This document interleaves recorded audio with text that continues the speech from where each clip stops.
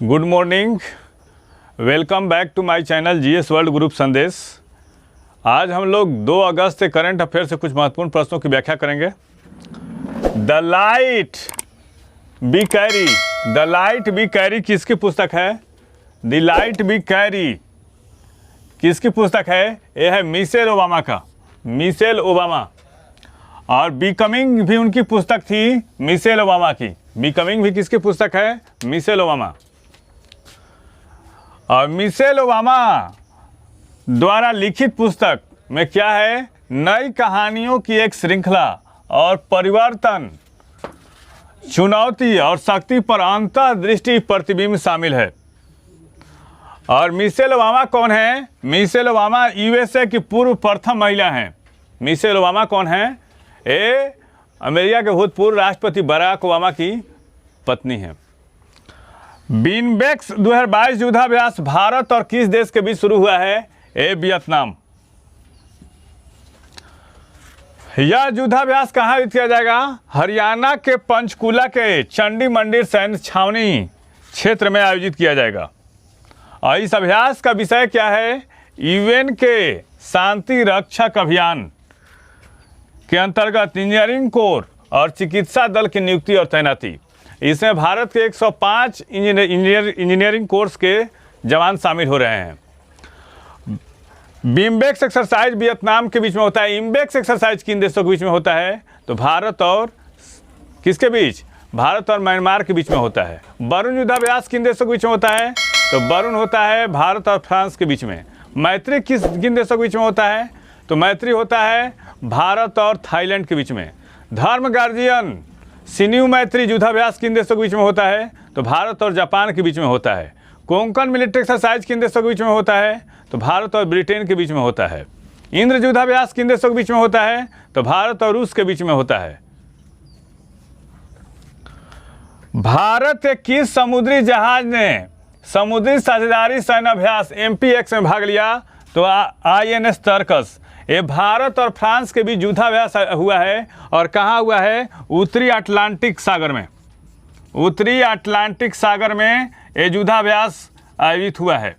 उत्तरी अटलांटिक सागर में, जिसमें भारत और फ्रांस की जहाज़ों ने इस युद्धाभ्यास में भाग लिया है। और एक तरह से नौसेना अभ्यास है। हरिकेन फ्रैंक हाल ही में कहाँ आया है? यह आया है पूर्वी प्रशांत महासागर में। और थोड़ा सा इसके बारे में जान लेते हैं। चक्रवात जब यह उत्तरी अटलांटिक, मध्य उत्तरी प्रशांत और पूर्वी उत्तरी प्रशांत क्षेत्र में विकसित होते हैं तो इन्हें क्या कहा जाता है? हरिकेन। जब किस भाग में आएगा? अटलांटिक में आएगा, मध्य उत्तरी प्रशांत में आएगा और पूर्वी उत्तरी प्रशांत क्षेत्र में विकसित होता है तो इन्हें हरिकेन कहा जाता है। जब ये दक्षिणी प्रशांत और हिंद महासागर के ऊपर बनते हैं तो इन्हें चक्रवात के रूप में जाना जाता है। और जब ये उत्तरी पश्चिमी प्रशांत में विकसित होते हैं तो इन्हें क्या कहा जाता है? टाइफून। और पश्चिमी ऑस्ट्रेलिया में विली विली कहा जाता है। हर क्षेत्र में इनका अलग अलग नाम है। चाबहार दिवस कब मनाया गया? 31 जुलाई को। ये चाबहार है कहाँ? ये चाबहार है ईरान में। भारत यहाँ पे पोर्ट को विकसित कर रहा है कि भारत मध्य एशिया के साथ सड़क परिवहन के द्वारा अपने अनाजों और जो सामान जो होता है अपने यहाँ बने, उनके यहाँ बने हुए जो सामान होते हैं उसका आयात निर्यात किया जा सके। और पाकिस्तान के ग्वादर बंदरगाह के ठीक नज़दीक है कौन? चाबहार बंदरगाह, जो मध्य एशियाई देशों से संपर्क स्थापित करता है। तो चाबहार दिवस कब मनाया गया? 31 जुलाई को मनाया गया। काफ़ी इंपॉर्टेंट है। बोनालू महोत्सव 2022 कहाँ शुरू हुआ है? ये तेलंगाना में शुरू हुआ है। और फिदेल रामोस का निधन हो गया। वे कौन है? ये फिलीपींस के पूर्व राष्ट्रपति हैं। कौन है? फिलीपींस के पूर्व राष्ट्रपति हैं। जेरेमी लाल रिनगुना ने कितने केजी वर्ग भार में भारत के लिए दूसरा गोल्ड मेडल हासिल किया है? तो ये 67 केजी वर्ग भार में। और पहला गोल्ड मेडल किसने हासिल किया था? मीराबाई चानू ने। और किस खेल में? तो बर्मिंघम में जो 22वां राष्ट्रमंडल खेल आयोजित हो रहा है। हाल ही में राइडिंग द डे नामक पुस्तक का विमोचन किसने किया है? मुरली राघवन ने किया है। किसने? मुरली राघवन ने। और किसने स्वस्थ पर्यावरण को मानव अधिकार घोषित कर दिया है? ये संयुक्त राष्ट्र महासभा।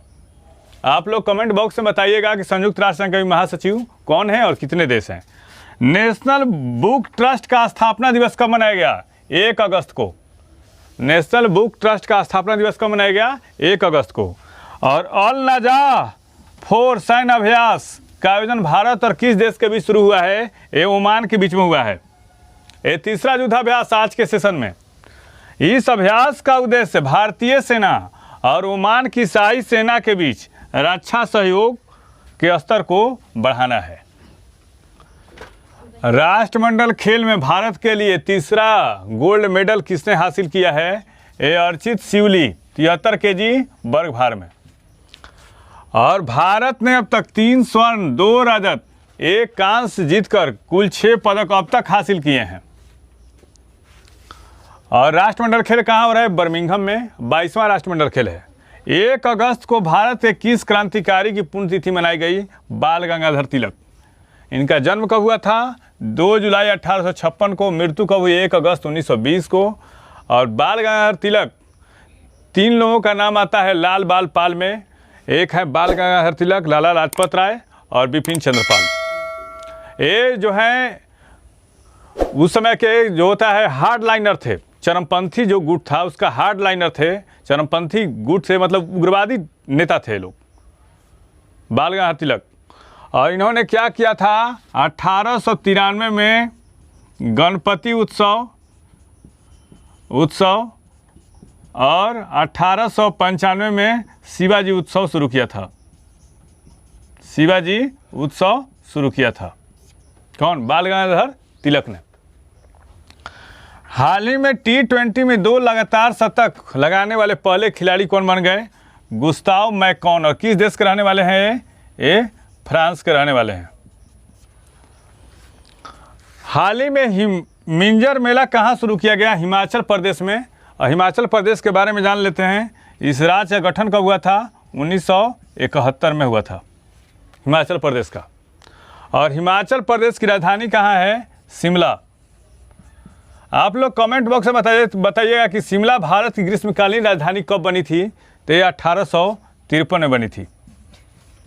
कब बनी थी? 1853 में बनी थी। हाल ही में किस देश के राष्ट्रपति भारत के अधिकारी के यात्रा पर आए? मालदीव। मालदीव की राजधानी कहाँ है? माले। और हिंद महासागर में सबसे छोटा देश कौन सा है? मालदीव है। और मालदीव से कौन सा युद्धाभ्यास होता है? तो एक क्यूरन युद्धाभ्यास होता है। और मालदीव में कौन सी भाषा बोली जाती है? तो दिवेही भाषा बोली जाती है। और कौन सा चैनल लक्षद्वीप मालदीव और मिनिकॉय को जोड़ता है? तो 8 डिग्री चैनल जो है मालदीव और मिनिकॉय को जोड़ता है। और 9 डिग्री जो है लक्षद्वीप और मिनिकॉय को जोड़ता है। भारतीय निर्वाचन आयोग ने नागरिकों की मतदाता सूची में नामांकन करने के लिए न्यूनतम आयु कितना निर्धारित की है? तो 17 साल। 61वां संविधान संशोधन के द्वारा मतदाता सूची में नामांकित करने के लिए 21 वर्ष से 18 साल कर दिया गया था। लेकिन पुनः जो है भारतीय निर्वाचन आयोग ने इसको 17 साल कर दिया है। इस चैनल के माध्यम से सभी विषयों का तथ्यपरक विश्लेषण किया जा रहा है।